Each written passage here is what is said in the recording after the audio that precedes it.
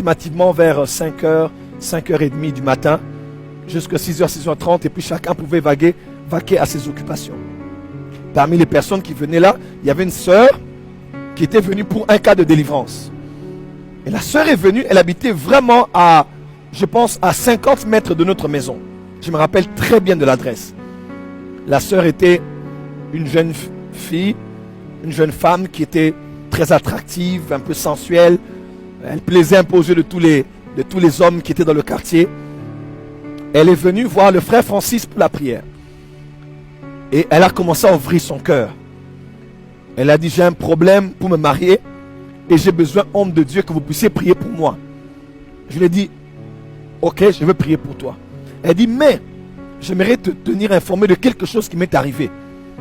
Elle dit, homme de Dieu, autrefois on m'appelait évangéliste, d'accord? J'étais consacré évangéliste à l'église. Elle m'a dit, homme de Dieu, je ne me souviens pas avoir été déviergé par un homme. Oui. Elle dit, tel que c'était nouveau pour moi. J'ai dit quoi? Elle dit, un jour je dormais. J'étais dans ma chambre et j'avais fermé ma chambre parce qu'il fait chaud. Des fois, je me déshabillais. Donc, j'étais pas trop habillé, quoi. Et je dors, comme ça m'arrivait des fois, mais cette fois-là, c'était violent. J'ai vu un homme qui est venu avec le visage d'un papa que je connais, qui est du quartier. Il est venu, il m'embrassait, il me touchait. Et à un moment, il m'a connu. Et ce jour-là, c'était tellement intense. Il parlait, je criais, et j'avais mal. Et quand j'ai ouvert mes yeux, j'ai vu au fait que je saignais. J'ai vu que je saignais.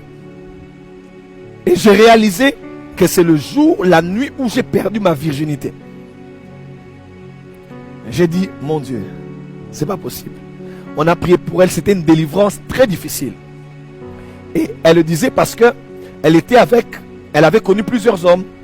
Et c'était difficile pour elle d'avouer quand un homme, par exemple, pose la question avant le mariage, ou bien quand on commence, qui était ton premier homme, ou bien tu as commencé à connaître les hommes à partir de quel âge. Alors, elle parlait d'un homme qui n'existait pas.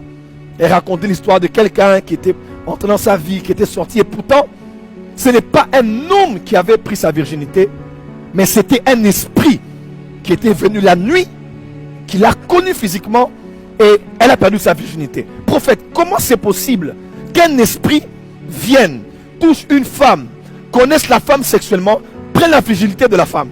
Et depuis ce jour-là, tous les hommes qui l'ont connue n'ont jamais eu de problème pour la connaître sexuellement, parce qu'elle était déjà déviergée. Alors on se pose la question, qu'est-ce qui se passe dans le monde spirituel? Je vous donne d'autres exemples. Il y a des cas de délivrance qu'on a traités comme ça. Quelqu'un dort, il voit dans son sommeil qu'il se bat avec un chat. Et le chat le griffe. Il se réveille le matin, il voit vraiment qu'il est griffé. Plusieurs personnes voient ça. Et on voit le sang. Tu te poses la question, je n'ai pas assez d'ongles pour me faire autant de mal. Mais comment quelque chose que j'ai vu en esprit, que j'ai vu dans un songe, peut avoir des répercussions sur mon corps physique? Est-ce qu'on peut continuer à avancer? Il y a des cas que nous on a traités. Vous priez pour une sœur. La sœur dit, j'ai un esprit qui couche avec moi la nuit, qui me connaît sexuellement. Prophète, quand je me réveille le matin, ma chambre est fermée. Ce n'est pas quelqu'un de la maison qui est entré. Quand je me réveille, non seulement excusez-moi le terme, j'ai mouillé, mais je vois les spermatozoïdes d'un homme sur mon corps. Alors comment on peut expliquer ce genre de phénomène? Voilà pourquoi, chrétiens, vous devez un moment monter en esprit. Nous sommes dans une décennie de spiritualité. Tu ne peux pas toujours être là, manger les petits repas de prédication qu'on te donne. Il y a un moment où il faut regarder la vie en face. Comment nos parents et nos grands-parents connaissaient bien ces choses, mais nous aujourd'hui, on ne connaît rien. Tout ce qu'on connaît, c'est peu d'éléments de la vie chrétienne et on a peur de se poser des questions parce qu'on ne maîtrise pas bien ces choses. Dieu a un prophète ce soir qui connaît le monde invisible et qui va t'expliquer des choses. Voilà pourquoi partage-moi ce live, invite des amis parce que